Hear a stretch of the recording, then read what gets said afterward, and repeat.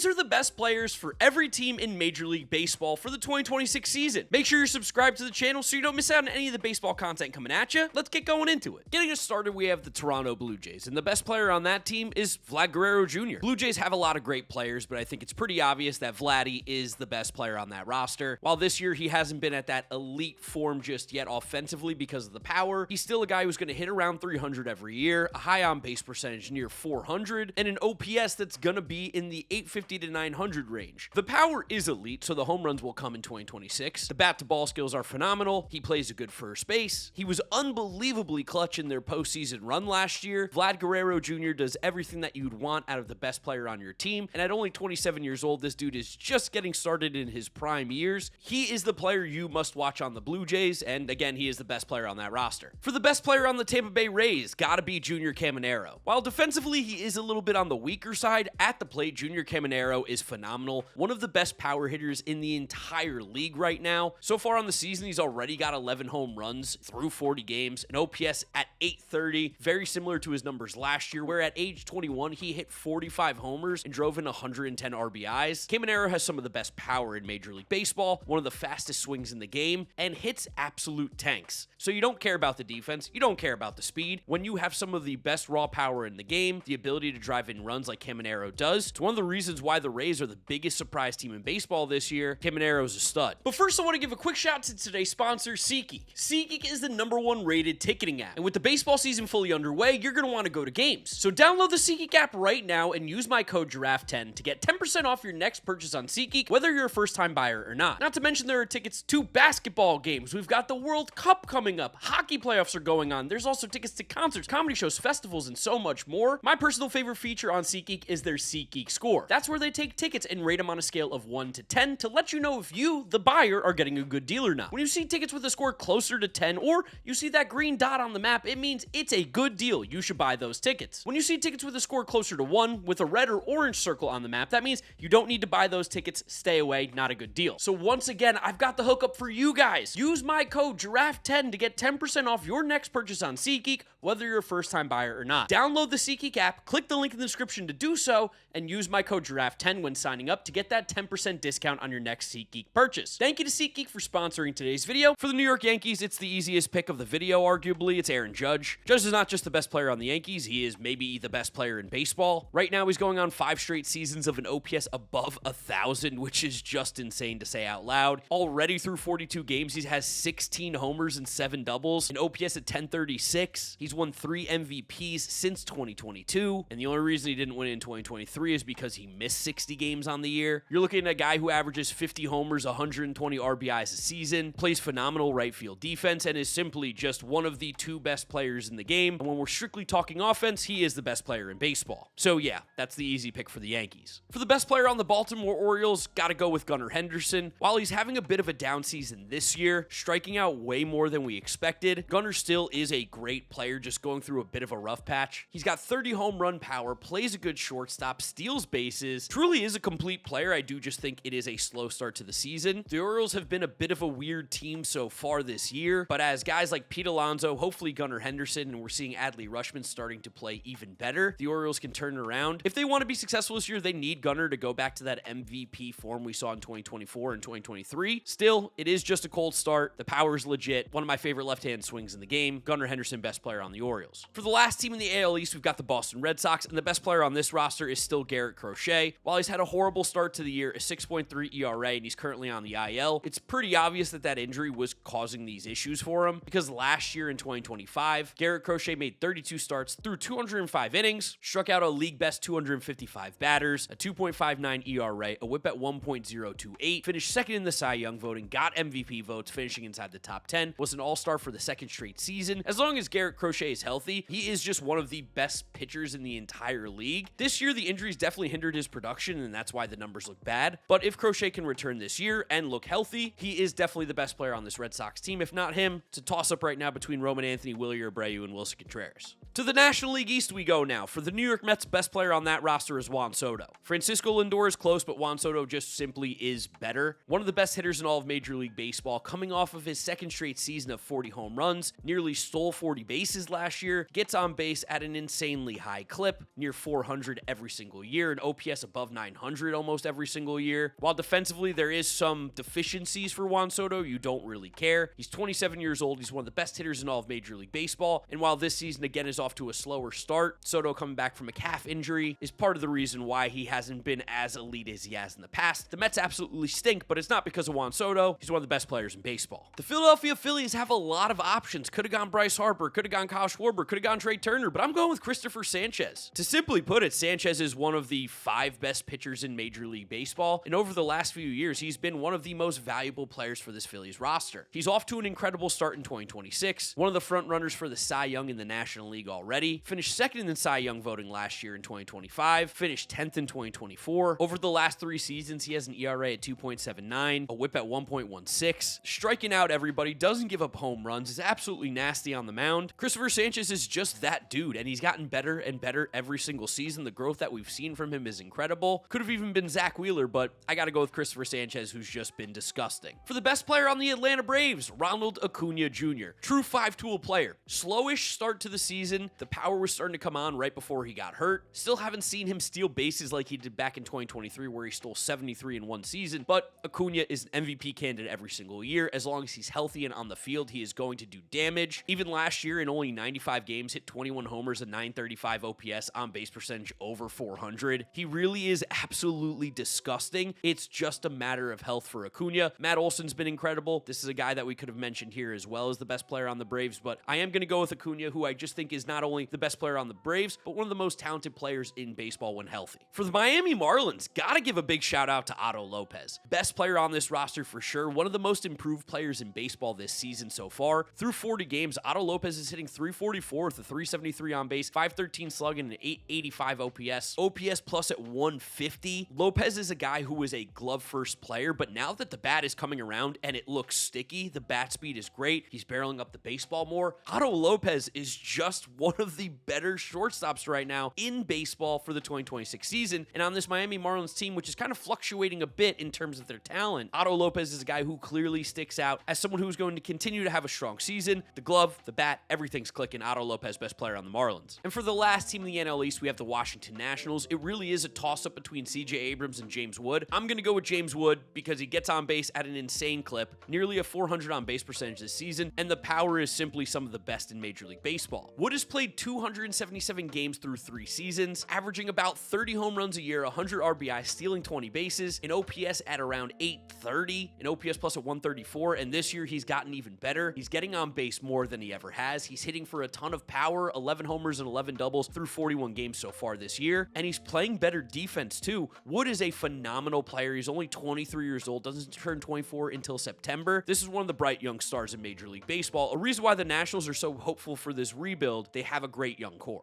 Back to the American League, we're going to the Central. Best player on the Detroit Tigers is clearly Tarik Skubal. Now, Skubal just went down with an elbow injury, which is absolutely terrifying. And hope that it's not a completely serious injury. We get to see Tarik Skubal pitch again in 2026. But it is scary. That being said, still, he is the best player on this team. Back-to-back Cy Young Awards in the American League. A whip consistently under 1. An ERA consistently in the low 2s. Since 2023, Tarik Skubal's thrown 511 innings with an ERA at 2.41. A whip at 0.9. The K rate is well above 30%. The walk rate is under 5%. He throws 100 miles an hour. The breaking balls are disgusting. This is the best pitcher in baseball. It's very simple. He's a top 10 player in the game, so yeah, he's going to be the best player on the Tigers, even when he's hurt. Next up, for the Minnesota Twins, their best player, Byron Buxton. Buxton really is just so good. The biggest thing with him has always been his health, and as of right now, he's been healthy for the last couple seasons. Last year, Buxton, 35 homers, 24 stolen bases, OPS at 878. This year, continuing to be on that offensive tear, 13 home runs through 38 games with 21 RBI, stealing 3 bases, hitting 259 with a 313 on base, 556 slug for an 868 OPS plus at 137, and that's with no help in this Minnesota Twins lineup. Dude's doing it all by himself. Buxton's an absolute stud. I just wish the Twins could put a more successful team around him because they're really wasting a phenomenal talent right now. Best player on the Cleveland Guardians, obviously, it's going to be J-Ram, Jose Ramirez. A bit of a slow start has been heating up of late. You are looking at, though, one of the best third basemen in Major League Baseball history when when his career is over. Since 2017, Jose Ramirez, including the COVID season, by the way, has averaged 30 home runs a season, 90 RBIs, 30 stolen bases, 35 doubles, an OPS at 885. He plays phenomenal defense. He truly is a complete player. Since that 2017 season, Jose Ramirez has finished inside the top 3 of MVP voting 4 times, inside the top 5 6 times, and inside the top 10 8 times. He's accumulated 50 WAR in those 9 seasons, and he might go down as the best player to ever play for the Cleveland Guardians. He's just so dang good. Love J-Ram. For the best player on the Kansas City Royals, Bobby Witt Jr. So simple, so easy, one of the best players in the entire league, true 5-tool player, incredible defense, great power, hits for contact, gets on base, and is one of the fastest players in Major League Baseball. Since 2023, Bobby Witt Jr. has finished inside the top 5 of the MVP voting twice, inside the top 7 3 times. He's off to an unbelievable start this year, 5 homers, 11 doubles, 19 RBIs, and 12 stolen bases, hitting .302 with a .372 on base, .475 slug for an OPS of 847. Just simply put, one of the best players in all of Major League Baseball, and he's not going anywhere. He signed with the Royals basically through 2037. It's pretty incredible. One of the best contracts in baseball for an organization. He is so ridiculously good. And then for one of the most fun teams in Major League Baseball this year, the best player on the Chicago White Sox, it's got to be Mooney. Munetaka Murakami has been awesome this year. Is he striking out at an insane rate? Of course he is. But he's also walking 17% of the time. And he's also hitting bombs. 15 homers, 1 double, and 17 singles. He almost has more home runs than he has singles on the year. While his average is low, the OPS is at 920. OPS plus is at 156. If you make a mistake, he punishes you. He hits home runs. Munetaka Murakami is one of the most fun players in baseball. Everybody in the league missed him. Shout out to the White Sox for signing him. Love this dude. Just goes up there and absolutely mashes. Now to the north side of Chicago, couldn't be a more different player. Nico Hoerner, best player on the Chicago Cubs. Hoerner does it in the old school baseball way. OPS is below 800 at 777, but he hits for average, he gets on base, he runs the bases exceptionally well. He is one of the best fielders in baseball, especially at the second base position. And even this year, we are seeing a little more pop out of Nico. 4 home runs through the season early on. Probably going to set a career high this year as long as he stays healthy. Nico Hoerner does all the little things, is a great leadoff hitter. Chicago Cubs gave him that extension, and it's worth it. Like Nico Hoerner, again, in a less conventional way to modern baseball, but more how we thought about traditional baseball. I think he is the best player on the Chicago Cubs. It's not sexy, it's not exciting, but he's just a good ball player. Nico Hoerner is my pick for the best player in Chicago. Well, at least the north side. For the best player on the St. Louis Cardinals, arguably was the worst player on this team last year, it's Jordan Walker. Oh yeah, it's happening. Jordan Walker breakout is here. Oh my God, he's so good this season. 11 homers, 8 doubles, 29 RBIs on the season, hit with 7 stolen bases. He's hitting .299 with a .377 on base, .578 slug for a .955 OPS. OPS plus at 173. Jordan Walker is doing crazy things at the plate. The exit velos are ridiculous. The K rate is down. He gets on base. He's even okay in the outfield this year. I love Jordan Walker coming out of the 2020 MLB draft, and he's had some major up and downs throughout his career, but something's clicked this season. It's all coming together, and he is the best player on the Cardinals right now. Shout out my Pittsburgh Pirates. Best player, Paul Skeens, obviously. Now with the pitching injuries that have happened, Paul Skeens, I think, is the best pitcher in Major League Baseball. 42 innings so far this year, a 2.36 ERA, a whip at, Jesus, .714. Are you kidding me? He's striking out nearly 30% of the batters he's facing, walking under 5%. Won the Cy Young Award last year in his second season, finished 3rd in his rookie year. Paul Skeens has made 63 starts in his Major League career, an ERA at 2.01, a whip at .921. He is truly unbelievable. This is the best start to a pitching career we've almost ever seen, and he's got no signs of slowing down. Like, he's just this good. Go Buccos. Rooting for the Pirates this year because the Mets stink. For the best player on the Milwaukee Brewers, we got another second baseman, Bryce Terang.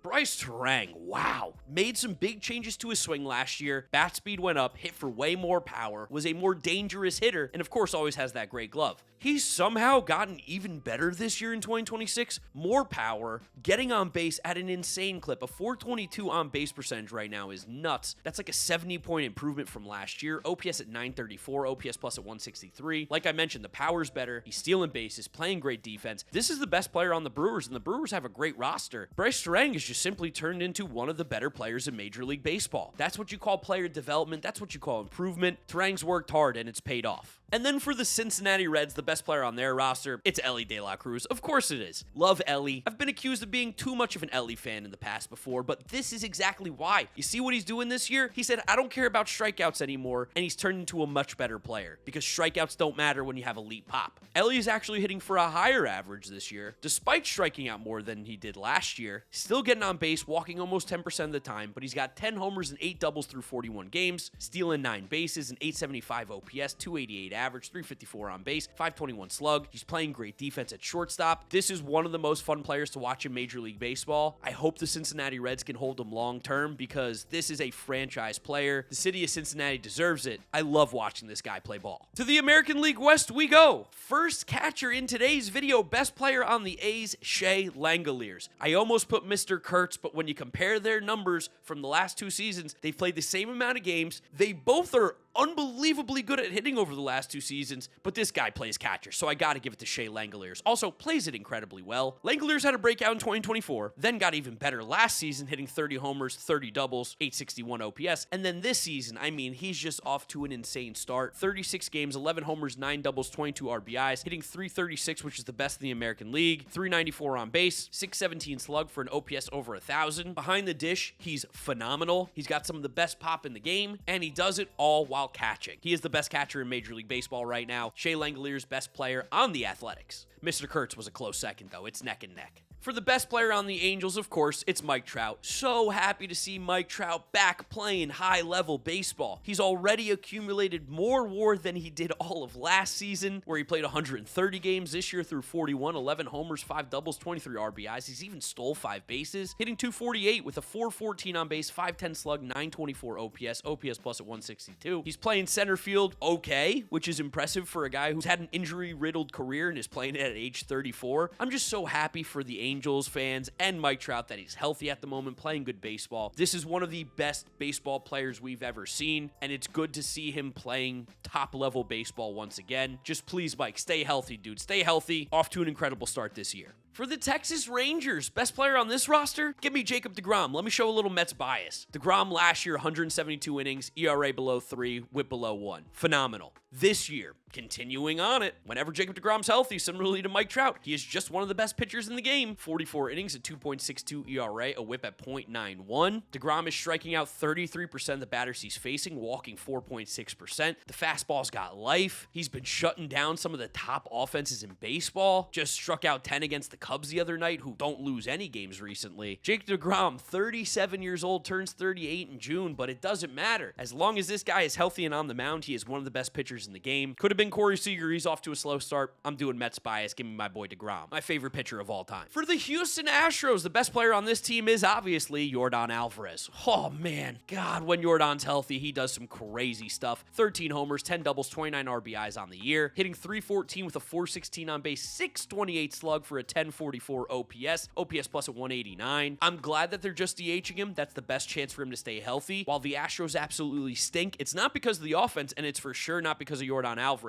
He is doing everything in his power to make the Astros win on a night-to-night basis, but that pitching stinks. Yordan Alvarez, though, just simply one of the best pure hitters in all of Major League Baseball. Love watching this guy hit. For the last AL West team, we've got the Seattle Mariners, and the best player on that roster is Julio Rodriguez. Cal Raleigh's been stinking it up, and we're seeing something very rare happen right now. Julio Rodriguez playing well early in the season. 7 homers, 8 doubles, 19 RBIs, hitting 277 with a 341 on base, 452 slug for an OPS at 792. It's hard to hit in Seattle, so that OPS plus is higher than his OPS says, 129, which is why we like that stat. Julio's a 5-tool player, good power, good contact, runs for days, cannon of an arm. Defense has weirdly been horrible this year in center field, but I just don't think that's going to last because, again, he is one of the best defensive players in center field in baseball. He's arguably the best center fielder in the entire league. Love seeing Julio have a great start to the year. Can only imagine what those numbers will look like at the end of the season now, because normally he's unplayable to start the season. Last division, Los Angeles Dodgers, it's Shohei Ohtani. Do I need to explain it? He pitches, he hits, and he does them both at an elite rate. It's actually funny. This is like Ohtani's worst hitting season by far. Dude's been absolutely ice cold at the plate recently. 767 OPS. It's shocking how he's not hitting at all. But on the mound, he's been arguably the best pitcher in baseball. 6 starts, a .97 ERA, a whip at .81. Like, what do you mean Shohei Ohtani has an ERA under 1 and also is hitting? The bat's going to wake up, but it does seem like Ohtani is really focused on trying to win a Cy Young this season, which, I mean, listen, he's got every other award. He's won 3 MVPs in a row, 4 of the last 5. He's got a Rookie of the Year. The only thing missing from his mantle right now is a Cy Young, and if he keeps pitching like this, he's going to get it. I don't need to explain this dude anymore. You know who he is. He's a freak. Ooh, San Francisco Giants, they stink. Best player on their roster, Logan Webb. Similarly to a lot of the other pitchers I've mentioned, he has gone down with an injury this season, and he's also pitched horribly. A 5 ERA, the worst he's been since 2020, but Logan Webb, the last 3 seasons, over 200 innings pitched, an ERA in the low 3s, doesn't walk guys, doesn't give up home runs, has one of the best sinkers in the game, finished in the top 5 of the Cy Young voting twice of the last 3 seasons,